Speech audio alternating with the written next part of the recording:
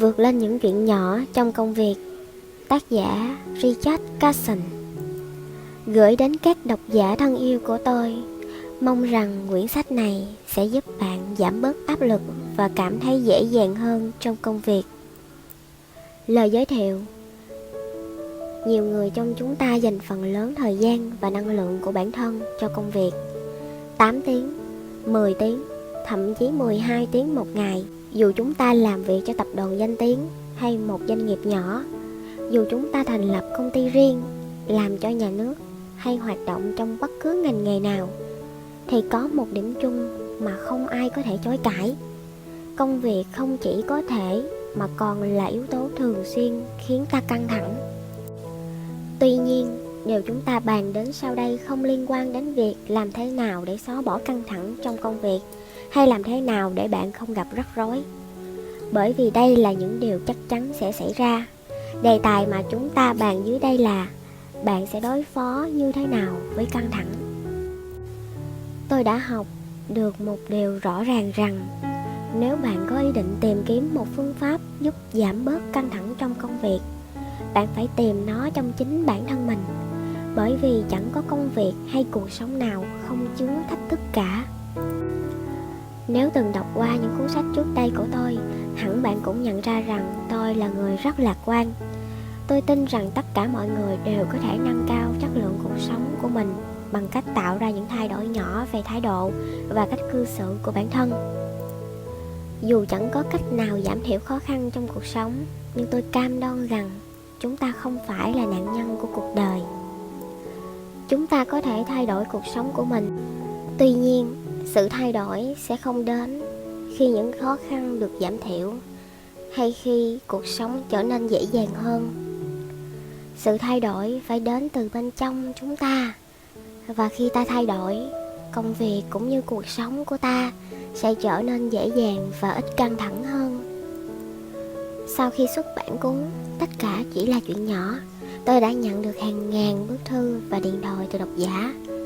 Tất cả đều cảm ơn vì cuốn sách đã giúp họ cảm thấy thoải mái hơn trong cuộc sống. Nhiều người đã đề nghị tôi viết thêm những cuốn sách với cùng mục tiêu đó, nhưng chỉ tập trung vào một khía cạnh nhất định, chẳng hạn như công việc. Bản thân tôi đã vượt qua được nhiều chuyện nhỏ trong công việc và cũng đã tiếp xúc với nhiều người như vậy. Vậy nên tôi đã quyết định chia sẻ những kinh nghiệm mà mình đã tích lũy được với các bạn thông qua cuốn sách này.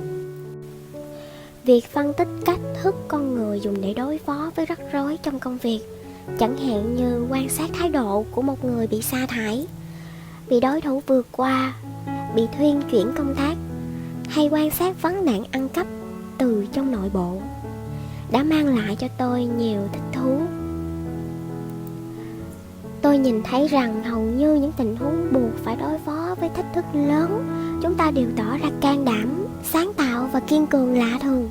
Nhưng cũng giống như các khía cạnh khác trong cuộc sống, việc đối phó với những chuyện nhỏ trong công việc lại là chuyện khác hẳn. Khi nhìn lại, bạn sẽ nhận thấy rằng trong quá trình làm việc, dù thỉnh thoảng vẫn có những vấn đề thật sự nghiêm trọng xảy đến, nhưng hầu hết những rắc rối khiến ta căng thẳng hàng ngày đều là những chuyện nhỏ.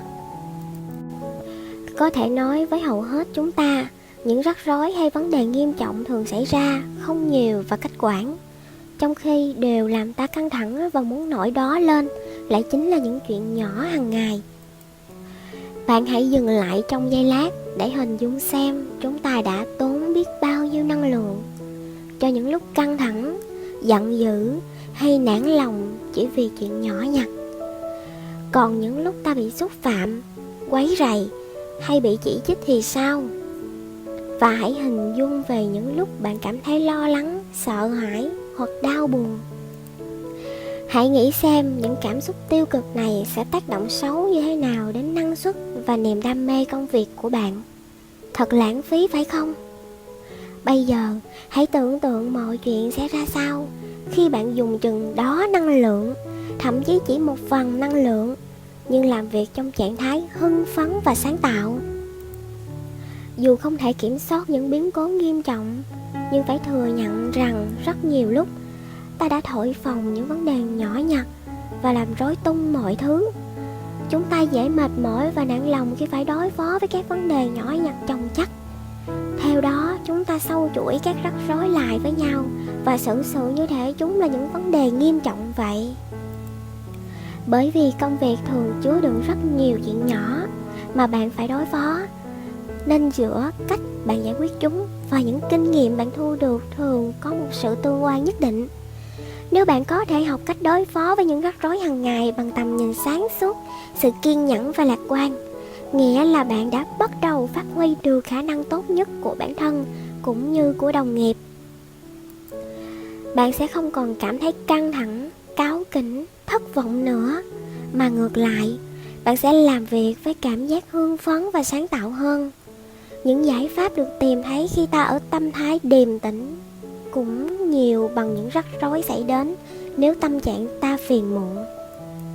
Một tác dụng tích cực khi bạn học cách vượt qua những chuyện nhỏ đó là cuối cùng, bạn sẽ nhìn những rắc rối xảy đến hàng ngày như những chuyện nhỏ thật sự. Nếu trước kia bạn xử sự với hầu hết mọi chuyện như thể chúng rất nghiêm trọng, thì bây giờ bạn sẽ ứng phó với chúng sáng suốt hơn, vì bạn biết phân biệt rạch ròi giữa vấn đề thật sự nghiêm trọng và những vấn đề nhỏ nhặt. Nào, hãy cùng tôi khám phá bí quyết để vượt qua những chuyện nhỏ nhặt trong công việc. Đừng ngần ngại thể hiện mình là nhân viên hạnh phúc. Nhiều người không cho phép bản thân được thể hiện niềm say mê, cảm giác thoải mái hay niềm hạnh phúc tại công sở. Tôi cho rằng đó là một hình thức coi nhẹ bản thân. Dường như họ cảm thấy lo ngại rằng mọi người xung quanh, từ khách hàng, đồng nghiệp cho đến sếp, sẽ nghĩ gì khi thấy vẻ bề ngoài hạnh phúc của mình. Họ kết luận rằng một người thư thái không thể là một nhân viên chăm chỉ. Lý lẽ mà họ đưa ra ở đây là nếu tỏ ra hạnh phúc, mọi người xung quanh sẽ cho rằng họ đang hài lòng với tình trạng hiện tại, nên không còn động lực để phấn đấu hay tiến xa hơn trong công việc. Thực tế, bạn nên suy nghĩ ngược lại. Thật vô lý khi cho rằng một người hạnh phúc sẽ thiếu đi những động lực cần thiết trong công việc. Những người hạnh phúc luôn yêu thích việc họ đang làm, và họ sẽ không ngừng thể hiện sự nhiệt tình để cải thiện hình ảnh bản thân cũng như tác phong làm việc của mình. Họ trở thành những người biết lắng nghe và tiếp thu nhanh.